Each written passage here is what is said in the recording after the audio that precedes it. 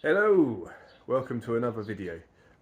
Yeah, more progress on the project Silver Golf. So yeah, getting a bit more done on it today. Yeah, let's see how this goes. Thanks for watching. Give me a subscribe if you feel like it. Cheers. Well, I've got a little helper today. This is Leo. He's helping me replace all the wing bolts. So we've got these nice new stainless steel ones. They just look a little bit nicer compared to these old ones. So he's doing a good job with this, aren't you? Yeah. Hey? Yeah. So he's undoing the old bolts and then putting the new ones in. Are they all nice and tight? Yeah. That's it. Look at you. Check you out. You'll be a mechanic in no time, eh?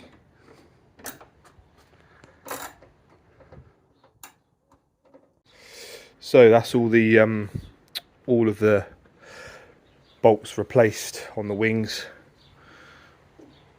and on the cross and on the front there. My little helper there helped me out. Also got the front bumper on now as well. So yeah, that looks pretty smart with the front bumper. It's actually looking like a car again. I've also got the front panel on as well under there. That's about as far as I'm going to go with the car now until the engine's in, because it's obviously a good idea to have clearance to get the engine in the front there. So yeah, not long now until I get the engine in. All I've got to do is put the clutch on, flywheel, bolt the gearbox on, and I'm going to get it. I'm going to lift it in the car without the inlet manifold on, just so it's a little bit easier to get everything on there. I think I'm going to run the wiring loom first. So what I'm going to do, I'm going to get the wiring loom run. Through the factory grommets, I think. Get the brake servo and master cylinder in, and then once that's in, the engine will go in. So I've got the original 8-valve brake booster and master cylinder here. I'm not sure whether I'm going to run with this yet or whether I'm going to get a new setup just to be on the safe side. I think what I might do, what I'll do is I'll take the master cylinder off, because it's a 1985 car, so I don't want to slap an old master cylinder on. So I'm going to take the master cylinder off, clean up and paint the brake booster. And then I think I'll get a new master cylinder just to be on the safe side.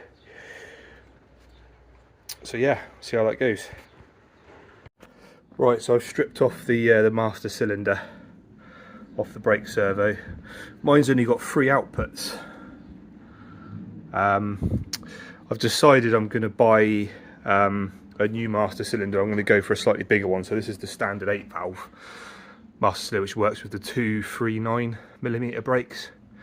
Obviously I've got G60 front brakes on there, so I want to have something a bit more beefy. So I've just ordered a Corrado G60 brake master cylinder. So it's 22mm brake master cylinder with M10 fixings you need for the lines, and then you just blank off, because obviously the new one will come with 4 outputs. You just blank off the one that you're not using. I'm going to keep the original servo. It's a GTI servo, so I'm just going to clean it up and paint it, and then I'll fit the new master cylinder when I get it. Hopefully it will improve the brakes a bit.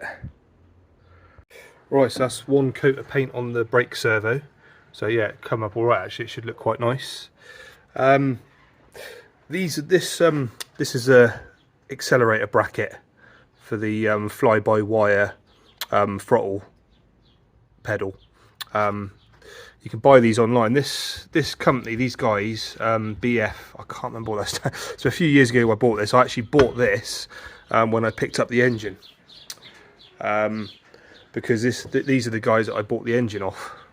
And whilst I was there, they had some of these brackets, and he said, oh, so I bought this, and I also bought the clutch kit as well, but it was unpainted because they'd only just finished making them. So I'm going to give that a spray as well. But yeah, that's a good conversion bracket. These guys, shout out to them. So yeah, let's give that a spray. I've also got the starter motor. I need to give that a clean up as well, clean up and paint that as well. Just doing a couple of little jobs, getting things prepared, and then tomorrow I will tackle this. So I'm going to strip out the heater box, sort out the wiring, try and get some of the wiring loom run on the car. Oh yeah, I've also got to remove the pedal box as well, so that's going to be fun. That's a bit of a pain of a job to do that. So yeah, I'll save that for tomorrow. So I'm just having a bit of a chilled day today, just doing a couple of bits, nothing too crazy. Yeah, so I bought the starter motor second hand from a Breakers, and it was a bit rusty. Turns out I've cleaned it up. Turns out it's actually a genuine VW one. That's handy. So yeah, that saved me a bit of money. I paid 20 quid for that. They're like 150, 160 quid new, so that's pretty good. And it works as well. So whether I can save a little bit of money, I will. Right, got the heater box out. Wasn't too bad. Came out okay. Yeah, all of the foam inside there comes apart. So I'm going to redo that. I'm going to put a new heater matrix in, a Mark III, so it doesn't burst. The old Mark II ones could explode. So I'm going to do that, and I'm going to redo all the flaps in there as well. So that's all done. I'm just trying to get the pedal box out, the original Mark II pedal box. It's a little bit tricky. Basically, it's this whole frame. It goes up over the steering column.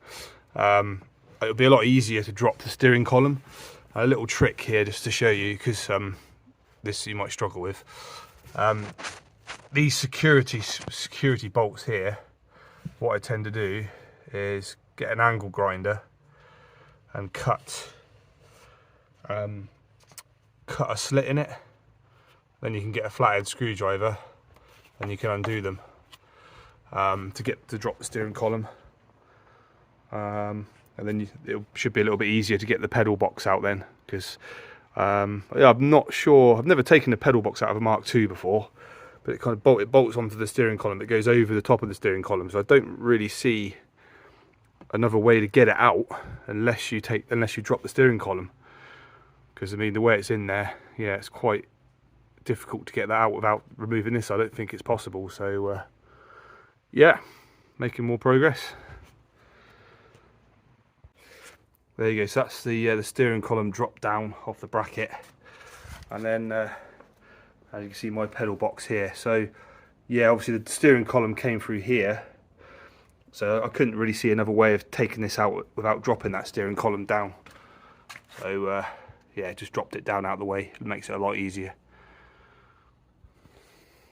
Right, I'm trying to figure all this out now. So this is a little bit fiddly. So I've got this bracket for the fly-by-wire accelerator pedal, and I've got an aftermarket hydraulic clutch kit, which allows you to use the original Mark II Golf pedal box. I'm just trying to figure it all out at the moment. There's a bracket and obviously the hydraulic parts, little reservoir. So yeah, I'm just trying to, it didn't come with any instructions, so I'm just trying to figure it all out. I might have to look up online, see if I can find some information on it. But yeah, I bought all this a long time ago, all from the same company. So I'm just trying to figure it all out at the moment. I'll keep you updated on it. But yeah, it does allow you to use the original Mark II pedal box, obviously minus the accelerator pedal. So yeah, just trying to figure this out at the moment. Right, so I've got the bracket mounted up now. So bracket bolts on here, and then goes on like so. So yeah, this is a Boost Fabrication hydraulic conversion kit. So it allows you to use the original Mark II pedal box. So that's quite cool. I probably didn't actually need to remove the pedal box from the car to do this, but you can see it a bit clearer how it works.